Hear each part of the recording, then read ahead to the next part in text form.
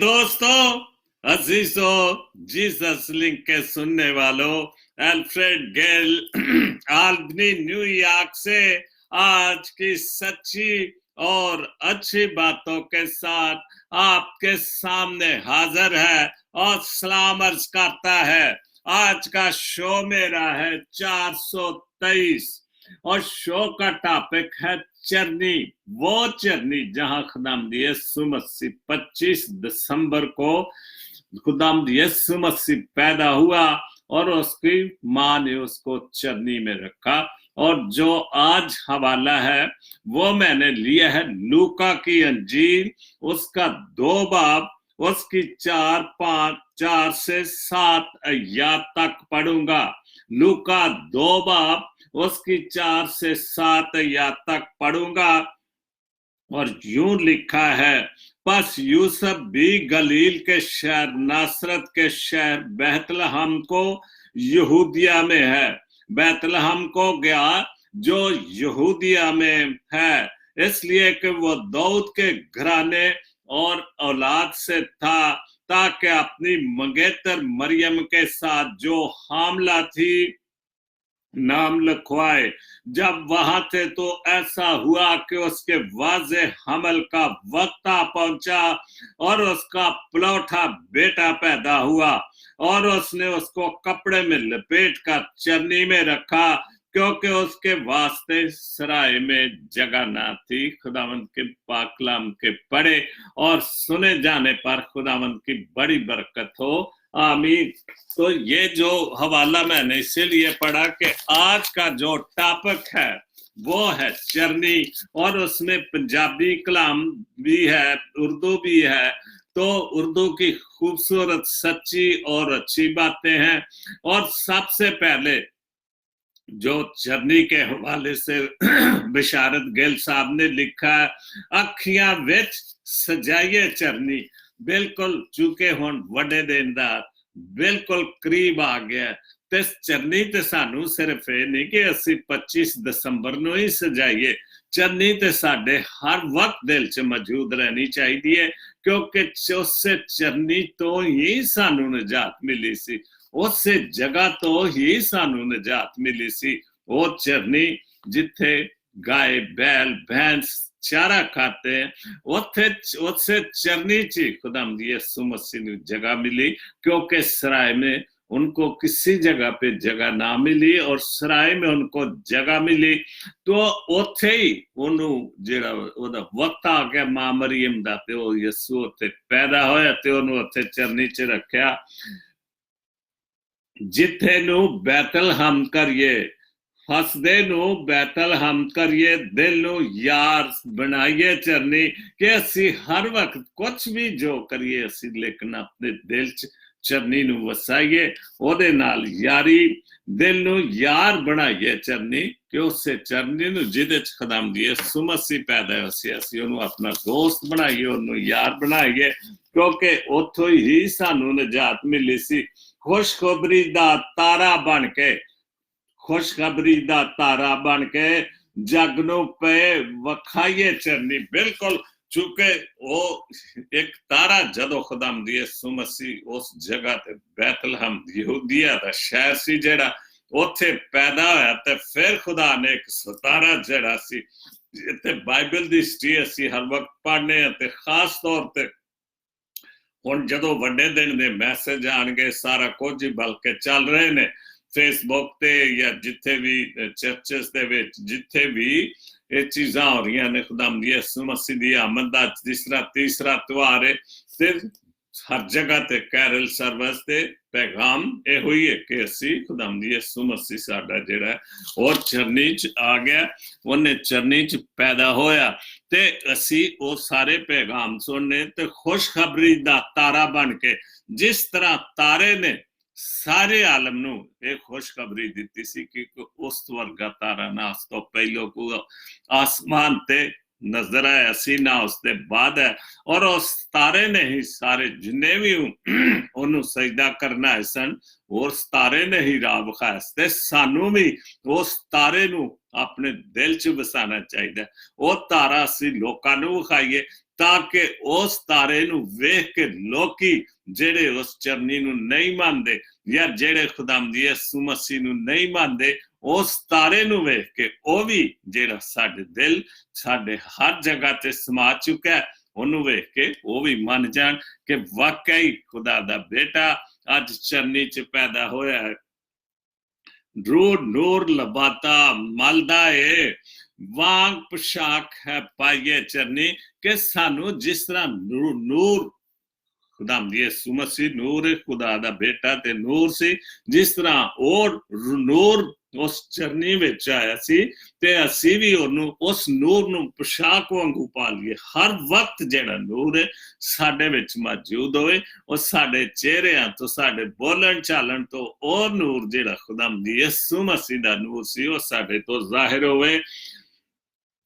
بہت خوبصورت لکھا اکھیاں وچ سجائیے چرنی سنیے چرنی تے گائیے چرنی او دے بعد ایک پنجابی شعر ہے عادل امین صاحب نے بہت چھوٹا جا ایک شعر لکھنا لیکن سارا کچھ اس شعر دے وچ ہے چرنی عارضی مستند ہے چرنی عارضی مستند شاید دونوں جہاں کا وہ آیا وہ چرنی تے وقتی طور تے سی جدے چونو لیکن وہ تے دو جہان دا بادشاہ سی کل عالم دا بادشاہ سی جیڑا اس چرنی چونو جگہ ملی تے او اس حلیمی دی وجہ نالی او ساری چرنی سج گئی او جگہ جیڑی سرائی سی جتے ستبل سی جتے خداوند یسوع مسیح دی ماں نے انہوں جنم دیتا تو اس چرنی نو سانو اپنے دل چ ہر وقت وسا کے رکھنا چاہیے دو شعر نے تمثیل رضوان دے عشق لازمی نہیں کہ انسان سے ہی ہو بالکل ٹھیک بات ہے چونکہ ہم ہر جو عشق سے اگر بات کرتے ہیں نا عشق کی تو ہم سمجھتے کہ شاید یہ دنیاوی عشق ہے لیکن ایک عشق حقیقی ہے اور ایک عشق مجازی ہے عشق حقیقی وہ عشق ہے جو ہم خداوند یسوع مسیح سے کرتے ہیں اس سے پیار کرتے ہیں تو ضروری نہیں کہ عشق لازم نہیں کہ انسان سے ہی ہو یہ بری اور اچھی بات سے بھی ہو سکتا ہے عشق تو ظاہر ہے برائی سے بھی ہو سکتا ہے اچھائی سے بھی ہو سکتا ہے عشق کسی بھی طرح سے عشق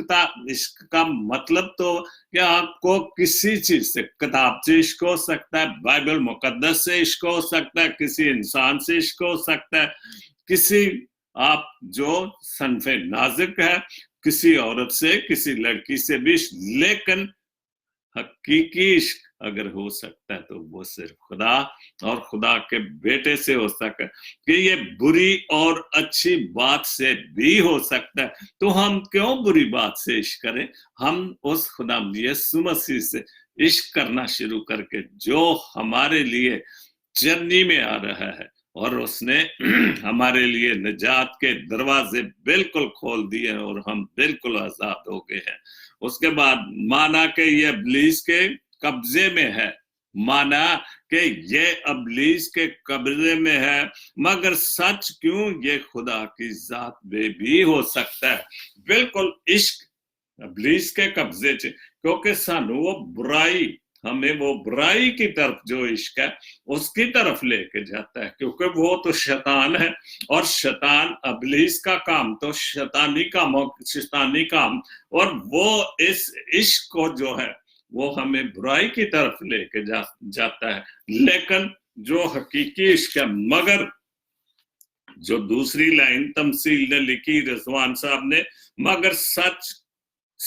کہوں یہ خدا کی ذات سے بھی ہو سکتا ہے ابلیس تو ہمیں دنیاوی عشق کی طرف لے کے جاتا لیکن تمثیل رضوان کہہ رہے ہیں کہ سچ کہوں تو یہ خدا کی ذات سے بھی ہو سکتا ہے عشق حقیقی جیسے میں نے شروع میں بولا کہ مجازی عشق اور عشق حقیقی خدا سے محبت خدا سے حقیقت اس کے بیٹے سے عشق تو ہم کیوں نہ اس سچے عشق کی طرف جائیں حقیقی عشق کی طرف جائیں جو ہمارا نجات دہندہ ہے جس نے ہمیں اس دنیا اس زندوں کی زمین پر زندہ رکھا ہے ہم اس سے عشق کریں خدا کی ذات سے خدا کے بیٹے سے روح پاک سے ہم عزت کر عشق کریں اور اپنے اچھے خیالات کے ساتھ اپنے دوستوں سے माँ बाप से तो इश्क बड़ा कोई भी नहीं, हम माँ बाप से इश्क करें, क्यों हम इधर उधर के प्यार मोहब्बत तलाश करते हैं। हमारे बाप ने हमारे घरों में माँ बाप बहन भाई किस चीज की कमी है, दुनियावी तौर से हम उनसे इश्क करें, उनसे प्यार करें, लेकिन हकीकी इश्क को अगर हम अपने दिल में बसाएंगे तो उससे तो कोई बात ही नहीं है। उसके बाद शम्स तबरेज शम्मी आल्बनी से है, उन्होंने पंजाबी कलाम जो लिखा चरनी के मतलब, क्योंकि मेरा शो आज है वो चरनी जहां पर खुदावंद यीशु मसीह पैदा हुआ और उसकी माँ ने उसको चरनी में रखा। तो चन्न अज चढ़िया है खुशियां दे नाल, क्या बात है, चन्न चढ़िया है अज खुशियां दे नाल, पैदा होया चरनी च मरियम दा लाल। बिल्कुल ਉਹਨਾਂ ਨੇ ਚੜਿਆ ਤੇ ਸਿਤਾਰਾ ਸੀ, ਲੇਕਿਨ ਉਹਨਾਂ ਨੇ ਕੋਈ ਚੰਨ ਖੂਬਸੂਰਤ ਚੀਜ਼ ਹੈ ਤੇ ਅਸੀਂ ਅਕਸਰ ਚੰਨ ਨੂੰ ਸਾਡਾ ਮੁਖੜਾ, ਸਾਡਾ ਭਰਾ, ਸਾਡੇ ਪੁੱਤਰ ਜਿਹੜਾ ਉਹ ਚੰਨ ਵਰਗਾ, ਤੇ ਅਸੀਂ ਅਕਸਰ ਚੰਨ ਚ ਬਹੁਤ ਖੂਬਸੂਰਤ ਰਾਤ ਨੂੰ ਰੋਸ਼ਨੀ ਦਿੰਦਾ ਤੇ ਅਸੀਂ ਚੰਨ ਦੀਆਂ ਮਿਸਾਲਾਂ ਜਾਂ ਬਹੁਤ ਸਾਰੀ ਦਿੰਦੇ ਆ। ਤੇ ਮਾਮਾ ਵੇਖ ਚੰਨ ਮਾਮਾ, ਮਤਲਬ ਉਹਨਾਂ ਨੇ ਸ਼ੰਮੀ ਸਾਹਿਬ ਨੇ ਵੀ ਚੰਨ ਦਾ ਜਿਹੜੇ ਖੁਸ਼ਖਬਰੀ ਦੇ ਹਵਾਲੇ ਨਾਲ ਲਿਖਿਆ, ਚੰਨ ਅੱਜ ਚੜਿਆ ਹੈ ਖੁਸ਼ੀਆਂ ਦੇ ਨਾਲ, ਪੈਦਾ ਹੋਏ ਚਰਨੀ ਚ ਮਰੀਮ ਦੇ ਲਾਲ। ਅੱਜ ਜਿਹੜਾ ਚੰਨ ਚੜਿਆ 25 ਤਾਰੀਖ ਨੂੰ ਜਿਹੜਾ ਚੰਨ ਚੜੇਗਾ ਉਹ ਖੁਸ਼ੀਆਂ ਦਾ ਚੰਨ ਹੋਏਗਾ, ਖੁਦਾਵੰਦ ਯਿਸੂ ਮਸੀਹ ਦੀ ਪੈਦਾਇਸ਼ ਦਾ ਦਿਨ ਹੋਏਗਾ। ਔਰ ਰੋਜ਼ ਚੰਨ ਚਰਨੀ ਚ ਚੜ ਗਿਆ, ਉਹ ਸਿਤਾਰਾ ਉਸ ਚਰਨੀ ਚ ਪੈਦਾ ਹੋ ਗਿਆ, ਉਹ ਬਾਦਸ਼ਾਹਾਂ ਦਾ ਬਾਦਸ਼ਾਹ ਉਸ ਚਰਨੀ ਚ ਪੈਦਾ ਹੋ ਗਿਆ। ਤੇ ਸਾਨੂੰ ਸਾਰਿਆਂ ਨੂੰ ਜਿਸ ਤਰ੍ਹਾਂ ਮਜੂਸੀ ਗਡਰੀਏ ਹੋਰ ਲੋਕ ਵੀ ਗਏ ਹੋਣਗੇ, ਤੇ ਸਾਨੂੰ ਵੀ ਉਸ ਚਰਨੀ ਵੱਲ ਜਾਣਾ ਚਾਹੀਦਾ ਤਾਂ ਕਿ ਆਪਣੇ ਨਜਾਤਿੰਦਾਂ ਨੂੰ ਵੇਖੀਏ। ਤਾਰੇ ਦੀ ਖੁਸ਼ੀ ਦਾ ਟਿਕਾਣਾ ਨਹੀਂ ਜੇ ਕੋਈ, ਉਸ ਤਾਰੇ ਦਾ ਜਿਹੜਾ ਤਾਰਾ ਖੁਦਾਵੰਦ ਯਿਸੂ ਮਸੀਹ ਦੇ ਪੈਦਾ ਹੋਣ ਤੇ ਚੜਿਆ ਸੀ, ਉਹਦਾ ਟਿਕਾਣਾ, ਉਹਦੀ ਖੁਸ਼ੀ ਦੀ ਇੰਤਹਾ ਹੀ ਕੋਈ ਨਹੀਂ, ਕਿਉਂ ਇੰਨੀ ਖੁਸ਼ੀ, ਇੰਨਾ ਉਹਨੇ ਸਾਰਾ ਕੁਛ ਕਿ ਮਜੂਸੀ ਉਸ ਤਾਰੇ ਨੂੰ ਡਰੀਆਂ ਦੀ ਖੁਸ਼ਖਬਰੀ ਦੀ ਫਰਿਸ਼ਤਿਆਂ ਨੇ, ਤਾਂ ਉਸ ਤਾਰੇ ਦੇ ਵਾਕਿਆ ਹੀ ਖੁਸ਼ੀ, ਕਿਉਂਕਿ ਉਹ ਸਿਤਾਰਾ ਉਸ ਵਕਤ ਹੀ ਚੜਿਆ ਸੀ ਜਦੋਂ ਖੁਦਾਵੰਦ ਯਿਸੂ ਮਸੀਹ ਪੈਦਾ ਹੋਇਆ। ਤੇ ਜ਼ਾਹਿਰ ਹੈ ਉਹ ਇੱਕ ਵੱਖਰਾ ਸਿਤਾਰਾ ਸੀ ਤੇ ਉਹਦੀ ਤੇ ਖੁਸ਼ੀ ਕੋਈ ਵੀ ਨਹੀਂ ਹੋਣੀ ਕਿ ਮੈਂ ਦੂਸਰੇ ਸਿਤਾਰੇ ਨਾਲੋਂ ਬਿਲਕੁਲ ਅਲੱਗ ਥਲਾਗਾ। ਅੱਜ ਤਾਜ਼ਾ ਤੋੜ ਪਿਆ ਇਹ ਮਜੂਸੀਆਂ ਦੇ ਨਾਲ, ਅੱਜ ਤਾਰਾ ਟੁਰ ਪਿਆ ਵੇ, ਅੱਜ ਤਾਰਾ ਟੁਰ ਪਿਆ ਏ ਮਜੂਸੀਆਂ ਦੇ ਨਾਲ। ਉਹ ਸਿਤਾਰਾ ਜਿਨੇ ਜਦੋਂ ਮਜੂਸੀਆਂ ਨੇ ਵੇਖਿਆ ਤੇ ਉਹ ਸਿਤਾਰਿਆਂ ਦਾ ਇਲਮ ਜਾਣਦੇ ਸਨ, ਤੇ ਉਹਨਾਂ ਨੇ ਵੇਖਿਆ ਕਿ ਕਿਹੜਾ ਸਿਤਾਰਾ,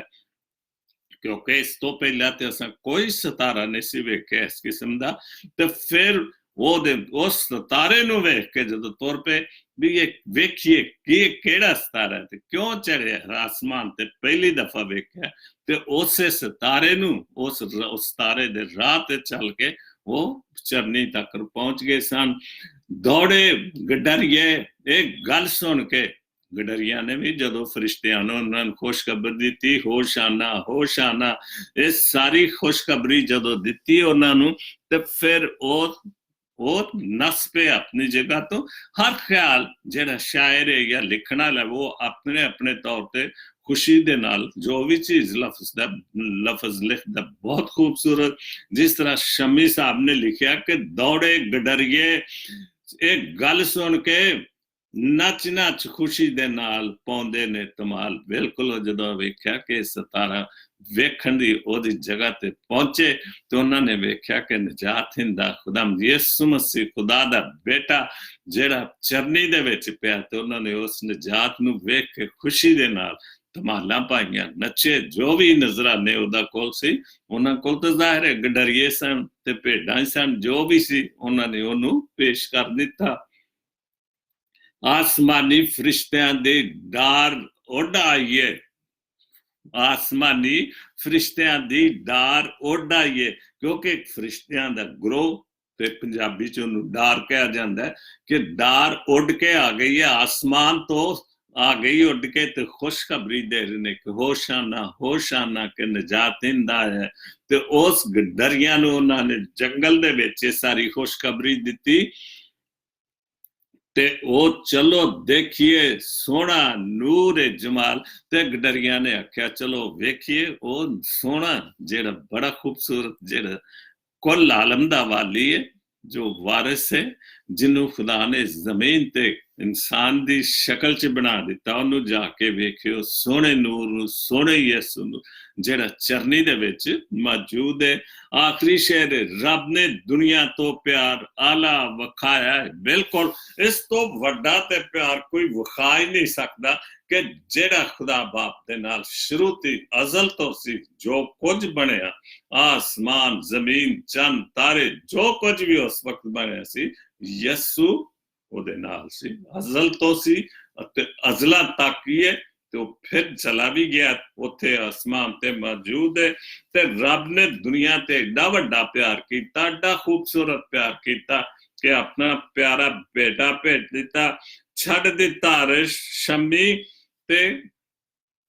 کیتا ہے کمال چھڑ دیتا شمی شمس تبریز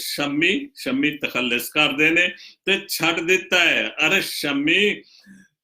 کیتا ہے کمال ہے کہ اس تو وڈا تو کمال نہیں ہو سکتا کہ خدا مدی یسوع مسیح نے ایک گناہگاراں دی زمین جیڑی زمین باغ عدن پیدا کیتا سی انسان نے اس زمین نو حکومت ڈولی کر کے میں اگر برا نہ منو کہواں تے گناہگاراں دی زمین سی اور واقعی جدو خدا مدی یسوع مسیح پیدا ہویا سی تو واقعی گناہ دنیا تے حد تک سی بہت بری طرح بت پرستی اور ہر کوئی حکم نہیں سی کوئی گل بات نہیں سی کوئی انہاں دے کول کوئی بھی خدا دا آئین پرانے زمانے چ گود دیتا گیا سی آئین حکم بھی دیتے گئے سب کچھ دیتے گئے لیکن وہ ہر چیز نو بھول کے تو گناہاں ول چلے گئے سن تے چھڑ دیتا عرش شمی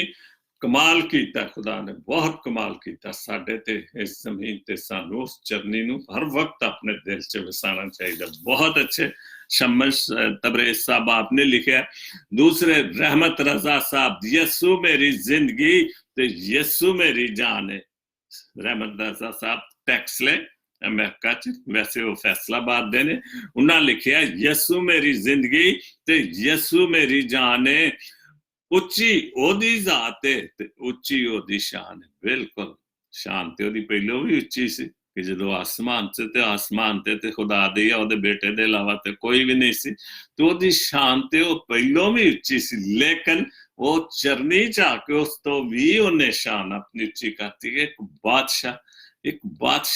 بادشاہ جدی وجہ نال بادشاہ بن دے نے وہ چرنی چاہ گیا تو اس تو وڈی کی خوشی کہ ایک بادشاہ نے ایڈی محبت ایڈی حلیمی اپنے انساناں واسطے کی تھی کہ وہ چرنی چاہ گیا تے سانو وہ ساڈی زندگی ہے اچھی او دی ذات ورگی اسی بڑیاں ذاتاں رکھیاں نے بہت ساری لیکن یسوع دی ذات اللہ ہی ذات خدا دا بیٹا اس تو وڈی ذات کوئی بھی نہیں تے اس لئی سانو دے ہر وقت اپنے دلاں چ دی چرنی نو وسانا چاہیے چرنی کا نور جازم آئزک صاحب بہت خوبصورت لکھتے ہیں تو دو شعر چرنی کے حوالے سے لکھے انہوں نے روشن ہوئی ہے زندگی چرنی کے نور سے وہ چرنی جہاں پر بھینس گائے گدھے بندے چارہ کھاتے تھے وہ چرنی جو بالکل ہم کبھی اس چرنی میں اگر ہم انسان ہوتے ہوئے ہم کبھی ایسا سوچ سکتے ہم تو سوچتے چاہے غریب سے غریب کے گھر میں بھی بچہ ہو پیدا تو ہم سوچتے کہ ہم اس کی جتنی بھی اچھی سے اچھی جگہ میں دے سکتے ہیں وہ کریں لیکن خدا نے اپنے بیٹے کو اس نور کو اس چرنی میں بھیجا اور وہ چرنی نور بن گئی کیونکہ وہ چرنی جو تھی کھلی اس میں خدا کا بیٹا نور بن کے آ گیا روشن ہے زندگی چرنی کے نور سے پائی ہے ہم نے مخلصی چرنی کے نور سے اور ہمیں جو نجات ملی جو ہمیں گناہوں سے مخلصی ملی کہاں سے ملی چرنی کے نور سے اس چرنی میں जिसमें खुदाम यीशु मसीह 25 दिसंबर को वो जन्म लेंगे और हम उसको खुशियां ही खुशियां होंगी। खुशियां तो सारे कुल आलम पर हैं, खुशियों की तो कमी नहीं। 25 तारीख से पहले ही हर चीज तैयार हो चुकी है उसको खुश आमदीद कहने के लिए। तो दूसरा शेर है जाजम आइजक साहब का, रूपोश रूपोश जड़ हो गई है, जुल्मत जहां की जड़, जो दरख्त के नीचे जड़ होती कि जड़ी जुल्मत सी, जिन्हें जुल्मत ने जो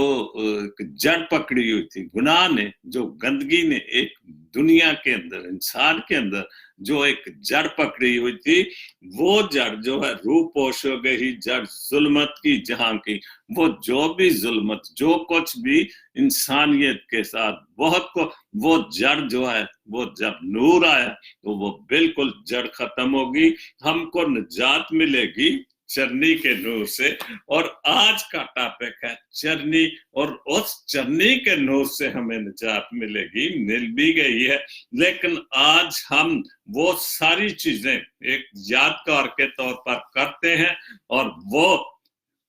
चरनी में नूर बरसेगा, वो नूर आ गया है, वो चरनी हमारे गलों में सज गई है, हमारे मोहल्लों में सज गई है, जगह जगह पर जहां भी खूबसूरत चरनियां सज रही है, वो चरनी जो खुदाम यीशु मसीह की पैदाइश की जगह, जहां माँ मरियम ने यीशु को जन्म दिया और उस चरनी में रख दिया। बहुत खूबसूरत जाजम साहब आपने लिखा है उर्दू गजल। मौलाना रूमी फरमाते हैं कि अगर तुम्हें रास्ते बंद नजर आए, अगर तुम्हें रास्ते बंद नजर आए, तुम्हें ऐसा पोशीदा रास्ता दिखा देगा। कौन? खुदा। अगर तुम्हें रास्ते बंद नजर आए तो वो रब, अगर तुम्हें रास्ते बंद नजर आए तो वो रब आपको, जो तुम्हें ऐसा पोशीदा रास्ता दिखा देगा कि जिसके बारे में कोई नहीं जानता, कोई इंसान। रास्ते तो हमारे बंद होते हैं, रोज होते हैं, रोज मुश्किलातें आते हैं, रोज परेशानियां होती हैं, रोज इब्लीस अपने काम से जिंदगी में मुश्किलातें हमें देता है। लेकिन जो हमारा खुदा है वो हमें कोई ना कोई ऐसा रास्ता दिखा, और इससे बड़ा क्या रास्ता दिखा दिया कि हमारे तो सारे बंद रास्ते खुदाम यीशु मसीह के चरनी में आने से सारे रास्ते खुल गए हैं। तो अगर हम इस हवाले से भी ले लें कि वो आज चरनी में पैदा हो गया है, सारे रास्ते खुल गए हैं, सारी शैतान की जड़ें जो हमारे इंसानों के अंदर बस चुकी थी वो जड़ें निकल गई। जैसे जाजम साहब ने लिखा है, रूह पोश जड़ हो गई है जुल्मत जहां की, उसके जन्म देने से जो यीशु को नूर चरनी में आ गया तो सारी जुल्मत, सारी जो कुछ भी चीजें थी वो खत्म हो गई। उसके बाद रोज समेत बड़ी गहरी बात है, रोज में की पोस्ट है, बड़ी गहरी बात। तो उसमें लिखा है कि एक लुकमा पेट तक पहुंचाने का कुदरत ने कितना इंतजाम किया है। बिल्कुल, मैं कई बार सोचता हूं कि जब खुदा ने इंसान को खलक किया, बनाया, तो इंसान की मैं भी सब डॉक्टरों के पास जाते तो वहां पर तस्वीरें लगी होती हैं, छोटे छोटे उन्होंने पत्थर के या चीजें, सिर्फ इंसान को समझाने के लिए कि आपको यहाँ तकलीफ है, यहाँ बीमारी है, यहाँ। तो जब खुदा ने इंसान को बनाया तो बारीक से बारीक नस भी उसने बनाई, और जब पता नहीं कितना टाइम लगा होगा उसको बनाने में। और देख देख कर हम अगर इंसान के जिस्म को देखें तो हैरान होते हैं कि इतनी बारीकी, दिल अपना काम कर रहे, दिमाग अपना काम कर रहा है, एक एक चीज खुदा ने कैसी इतनी बड़ी मुसव्वरी कि खुदा ने कर दी इंसान को। और ये सबसे बड़ा शर्फ बख्शा कि उसको अशरफ मखलूकात में बना दिया। वो ये रोज स्मिथ साहब ने एक लुकमा पेट तक पहुंचाने का कुदरत ने कितना इंतजाम किया है कि अगर गर्म है तो हाथ बता देता है, खाना गर्म है तो हाथ बता देता है कि गर्म है। अब छोटे बच्चे को अगर वो गर्म चीज दे दे, खाना रोटी का टुकड़ा तो एकदम वो पीछे दे के हाथ लगा के एक उसकी सेंस काम करती है कि ये गर्म है। तो रोज समेत का मतलब है कि हमारी जो हवा से खमसा है वो हर वक्त काम करती है कि गर्म है तो हाथ बता देता है, सख्त है तो दांत बता देते हैं कि अगर कोई चीज सख्त है तो दांत बता देते। मेरे ये मुशाहिदे की बात है, जिसको हम चरनी, जिस चरनी में खुदा यीशु मसीह पैदा हुआ, तो आप जिस चरनी में उन बैलों को या भैंसों गाय को चरनी वो डालते हैं चारा, अगर उस चारे में गलती से या कोई सख्त चीज पत्थर उस चारे में चला जाए तो वो चारा जब वो खाते हैं और जब वो उनके दांतों को वो सख्त चीज लगती है तो वो बाहर फेंक देते हैं। और जब वो बिल्कुल चरनी खाली हो जाती है, वो खुरली, तो वो पत्थर उसमें पड़ा नजर आता है। कि जानवरों में भी ये खसलत है कि उनके मुंह में सख्त चीज, पत्थर या लोहे की चीज चली जाए तो वो बाहर फेंक देते हैं। और यही जो है रोज स्मिथ की पोस्ट है। तो उसके बाद है जो दांत बता देते हैं कड़वा या तुरश है तो जुबान बता देती है। अगर कोई चीज कड़वी है, तुरश है, खट्टी है तो वो जुबान बता देती है। और अगर बासी है तो वाकई कोई भी चीज जब भी आप खाते हैं तो जैसे ही आप मुंह में डालते, मुंह के ऊपर ही तो नाक है, एकदम उसको स्मेल आ जाती कि ये खराब है, ये बासी है, या इसमें कोई ना कोई खराबी है, वो नाक बता देता है। बस हराम है या हलाल, ये सबसे आखिरी बात बहुत खूबसूरत है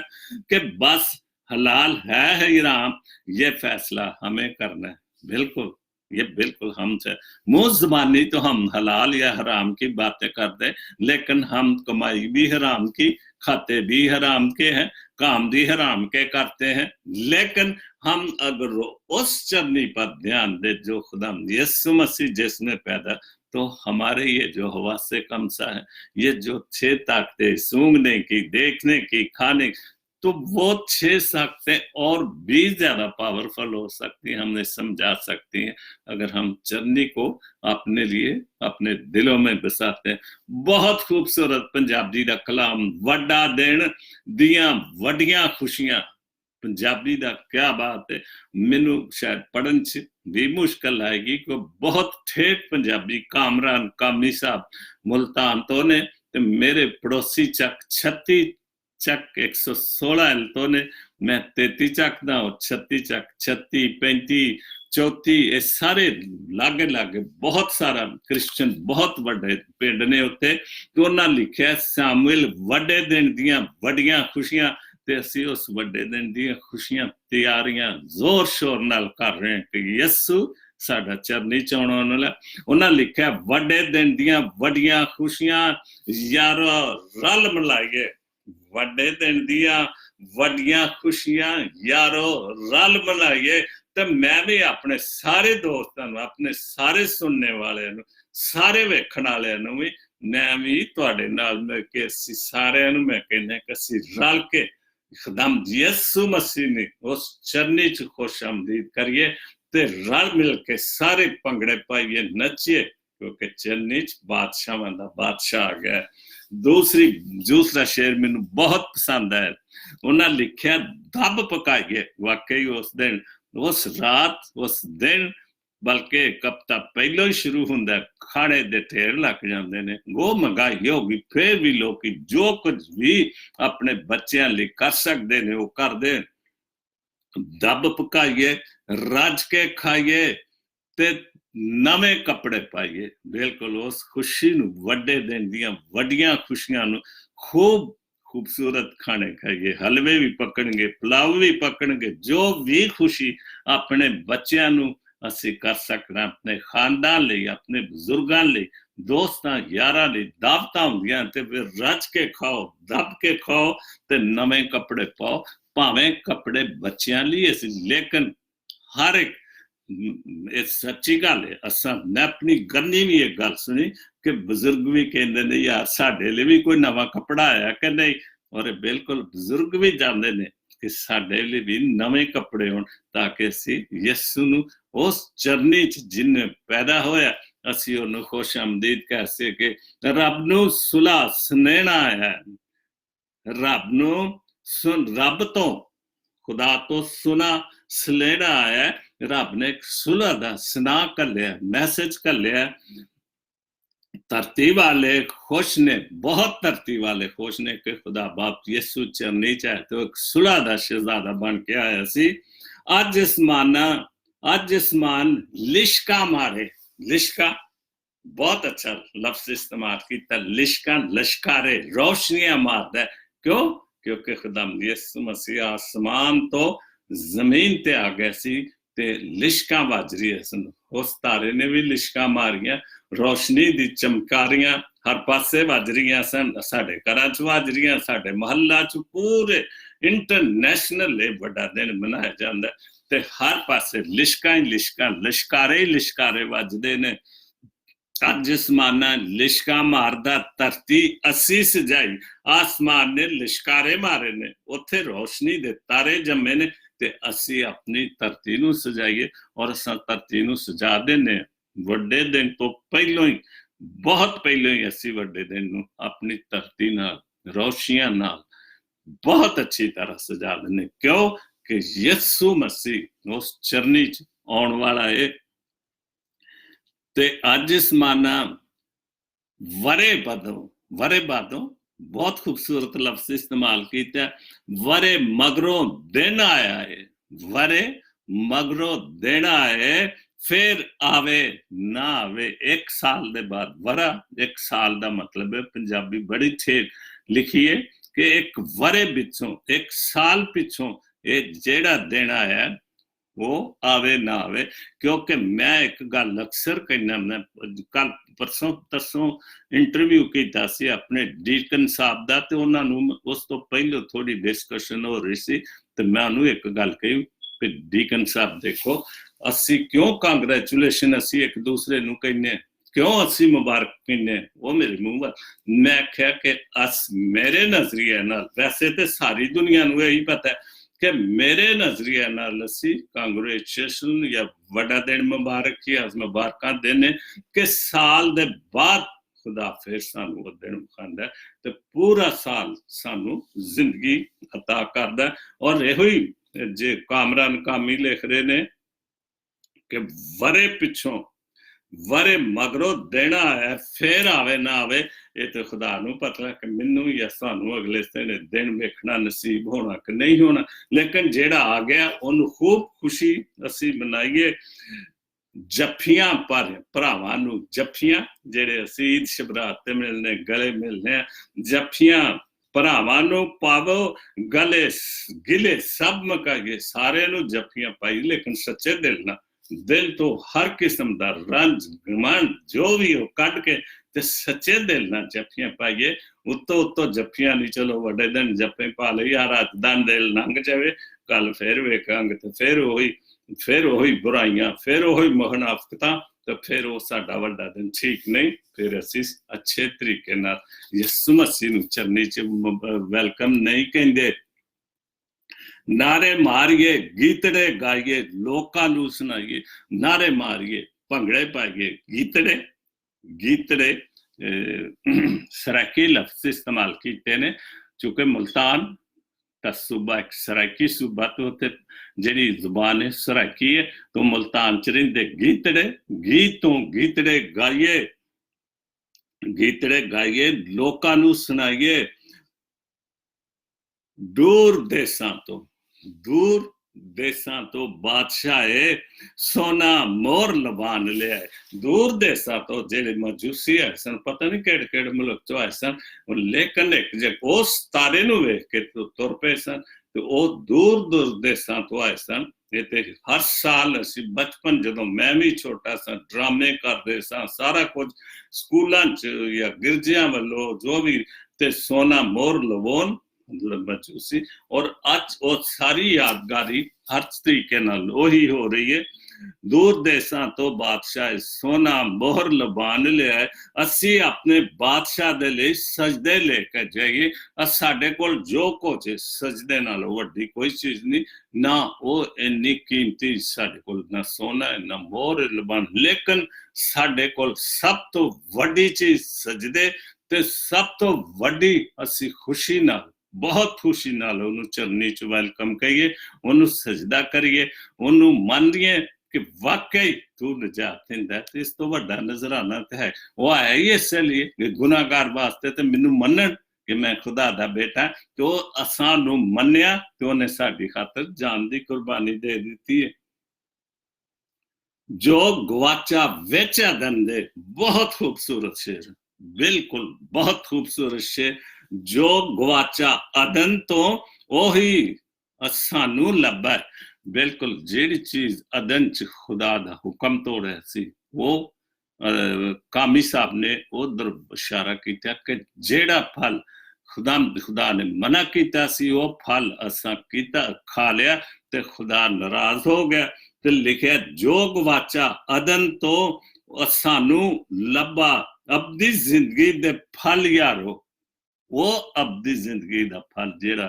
ਖੁਦਾ ਨੇ ਮਨਾ ਕੀਤਾ, ਬਾਬੇ ਨੇ ਕਹਾ ਲੇਕਿਨ ਖੁਦਾ ਯਿਸੂ ਮਸੀਹ ਦੇ ਆਉਣ ਦੀ ਵਜ੍ਹਾ ਨਾਲ ਸਾਨੂੰ ਉਹ ਅਬਦੀ ਫਲ ਮਿਲ ਗਿਆ। ਉਹ ਸਾਡੀ ਸਾਰੀ ਚੀਜ਼ ਜਿਹੜੀ ਨਾਰਾਜ਼ਗੀ ਖੁਦਾ ਦੇ ਨਾਲ ਸੀ, ਖੁਦਾ ਨੇ ਉਹ ਚੀਜ਼ ਸਾਡੇ ਵਾਸਤੇ ਫਿਰ ਬਣਾ ਦਿੱਤੀ ਕਿ ਬਾਗੇ ਅਦਮ ਚ ਜੋ ਵੀ ਨਾਰਾਜ਼ਗੀ, ਜੋ ਵੀ ਸਾਡੇ ਲਈ ਸਭ ਕੁਛ ਬੰਦ ਰਾਸਤੇ ਬੰਦ ਹੋ ਚੁੱਕੇ ਸਨ, ਖੁਦਾ ਯਿਸੂ ਮਸੀਹ ਦੇ ਆਉਣ ਦੇ ਵਜ੍ਹਾ ਨਾਲ ਉਹ ਰਾਸਤੇ ਖੁੱਲ ਗਏ ਨੇ। ਅਬਦੀ ਜ਼ਿੰਦਗੀ ਦੇ ਫਲ ਯਾਰੋ ਝੋਲੀਆਂ ਵਿੱਚ ਭਰ ਖਾਈਏ ਕਿ ਉਸ ਜ਼ਿੰਦਗੀ ਤੋਂ ਜਿਹੜੀ ਜ਼ਿੰਦਗੀ ਰੁੱਸ ਗਈ ਸੀ ਉਹਦੇ ਫਲ ਖੁਦਾ ਯਿਸੂ ਮਸੀਹ ਲੈ ਕੇ ਆ ਗਏ ਤੇ ਅਸੀਂ ਉਹ ਫਲ ਰੱਜ ਰੱਜ ਕੇ ਖਾਈਏ, ਖੂਬ ਖੁਸ਼ੀ ਨਾਲ ਖਾਈਏ, ਕਿਉਂਕਿ ਫਲ ਮਿੱਠੇ ਨੇ ਔਰ ਉਹ ਫਲ ਮਿੱਠਾ ਹੈ ਨਾ ਕਿ ਉਸ ਫਲ 'ਚ ਇੰਨੀ ਮਿਠਾਸ ਹੈ ਕਿ ਉਹ ਮਿਠਾਸ ਸਾਡੇ ਗੁਨਾਹਾਂ ਨੂੰ, ਸਾਡੀ ਨਾਰਾਜ਼ਗੀਆਂ ਨੂੰ, ਸਾਡੀ ਹਰ ਕਿਸਮ ਦੇ ਝੂਠ ਵਾਲੀ ਜ਼ਿੰਦਗੀ ਨੂੰ ਉਹ ਮਿਠਾਸ ਖਤਮ ਕਰ ਸਕਦੀ ਤੇ ਅਸੀਂ ਉਹਨੂੰ ਚਰਨੀ 'ਚ ਹਰ ਹਾਲ 'ਚ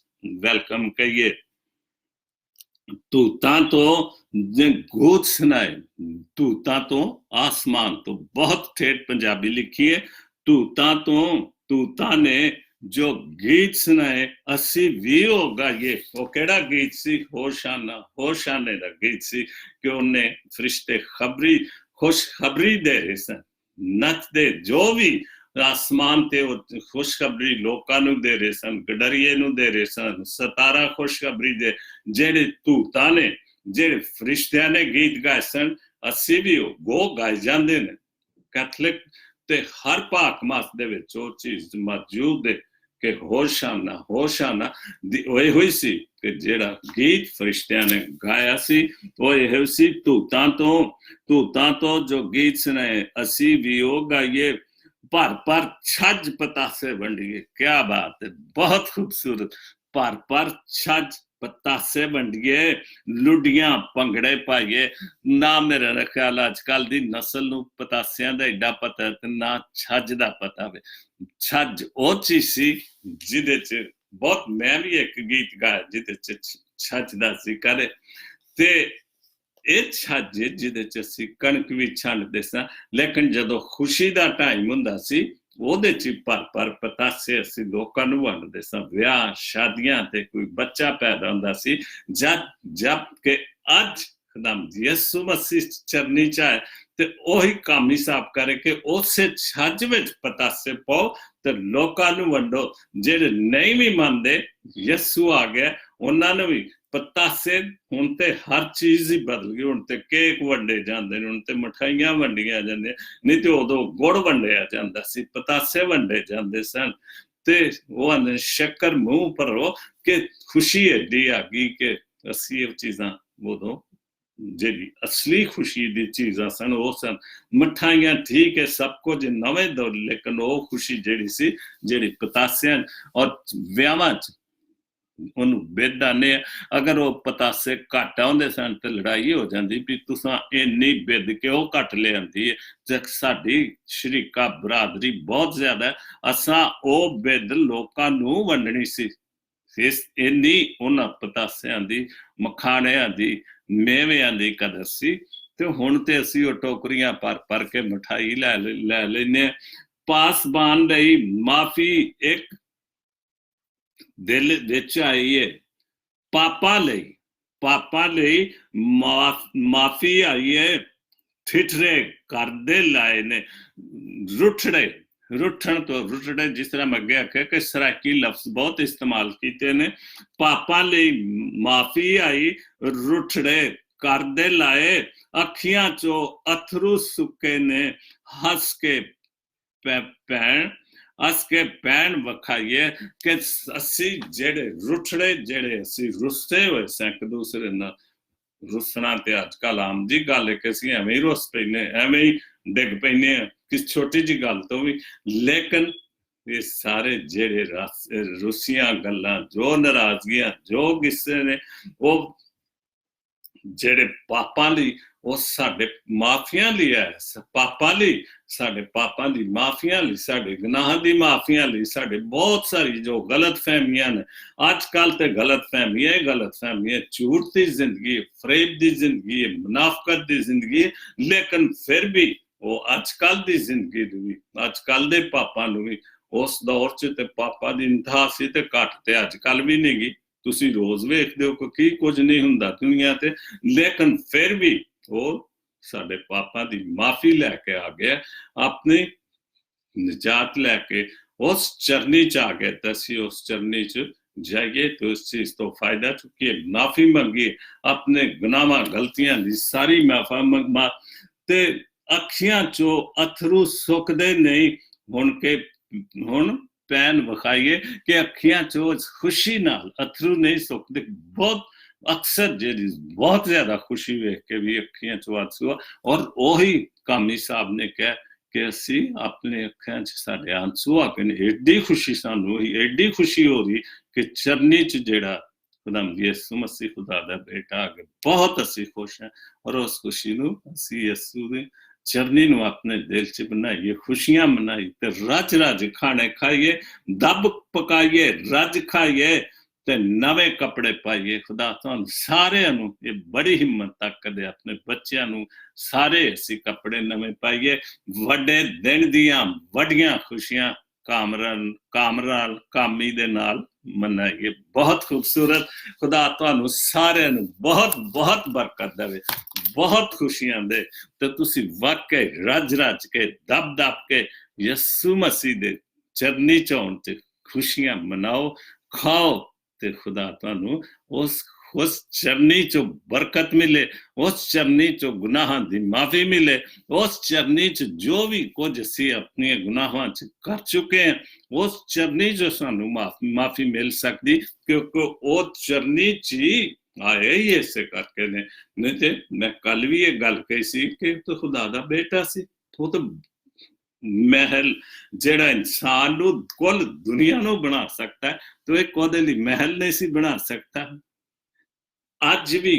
ਯਹੂਦੀ ਇਸ ਇੰਤਜ਼ਾਰ, ਔਰ ਇਸੇ ਕਰਕੇ ਉਹਨਾਂ ਨੇ ਉਹਨੂੰ ਨਹੀਂ ਸੀ ਮੰਨਿਆ ਕਿ ਉਹਨਾਂ ਦੇ ਜ਼ਿਹਨ 'ਚ ਸੀ ਕਿ ਜਿਹੜਾ ਬਾਦਸ਼ਾਹ ਆਏਗਾ ਉਹ ਬਹੁਤ ਬੜੇ ਮਹਿਲ 'ਚ ਆਏਗਾ, ਬਹੁਤ ਵੱਡਾ ਬਾਦਸ਼ਾਹ। ਲੇਕਿਨ ਖੁਦਾ ਨੇ ਤਾਂ ਉਹਨੂੰ ਚਰਨੀ 'ਚ ਘੱਲ ਦਿੱਤਾ। ਔਰ ਅੱਜ ਵੀ ਹਿਸਟਰੀ ਦੀ ਗੱਲ ਹੈ ਕਿ ਅੱਜ ਵੀ ਕਈ ਕੁੜੀਆਂ ਇਸ ਘਰ ਇੰਤਜ਼ਾਰ 'ਚ ਸਾਰੀ ਉਮਰ ਕੱਢ ਦਿੰਦੀਆਂ, ਕੁਆਰੀਆਂ ਬਹਿ ਕੇ, ਕਿ ਸ਼ਾਇਦ ਸਾਡੀ ਕੁੱਖ 'ਚੋਂ ਖੁਦਾਵੰਦ ਯਿਸੂ ਮਸੀਹ ਪੈਦਾ ਹੋਏਗਾ। ਲੇਕਿਨ ਹਕੀਕਤ 'ਚ ਉਹ ਪੈਦਾ ਹੋ ਚੁੱਕਿਆ ਔਰ ਨਜਾਤ ਲੈ ਕੇ ਆ ਗਿਆ, ਤੇ ਅਸੀਂ ਉਸ ਨਜਾਤ ਨੂੰ ਮੰਨੀਏ, ਕਬੂਲ ਕਰੀਏ ਤੇ ਖੂਬ ਖੁਸ਼ੀਆਂ ਮਨਾਈਏ, ਖੂਬ ਭੰਗੜੇ ਪਾਈਏ। ਤੇ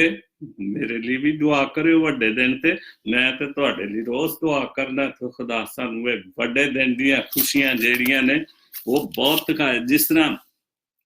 ਕਾਮੀ ਸਾਹਿਬ ਨੇ ਲਿਖਿਆ, ਵਰੇ ਮਗਰੋਂ ਦਿਲ ਸਾਰੀ ਵਰੇ ਮਗਰੋਂ ਦੇਣੇ ਆਇਆ, ਫਿਰ ਆਵੇ ਨਾ ਆਵੇ ਕਿ ਅਗਲੇ ਸਾਲ ਪਤਾ ਨਹੀਂ ਇਹ ਦਿਨ ਮੈਨੂੰ ਜਾਂ ਤੁਹਾਨੂੰ ਨਸੀਬ ਹੋਣਾ ਕਿ ਨਹੀਂ ਹੋਣਾ, ਕਿਉਂਕਿ ਦਸੰਬਰ 1 ਸਾਲ ਬਾਅਦ ਹੁੰਦਾ ਤੇ 25 ਦਸੰਬਰ ਵੀ 1 ਸਾਲ ਬਾਅਦ ਹੁੰਦਾ। ਖੁਦਾ ਤੁਹਾਨੂੰ ਸਾਰਿਆਂ ਨੂੰ ਬਹੁਤ ਬਰਕਤ ਦੇ। God bless Pakistan. God bless Jesus Link TV. Amen.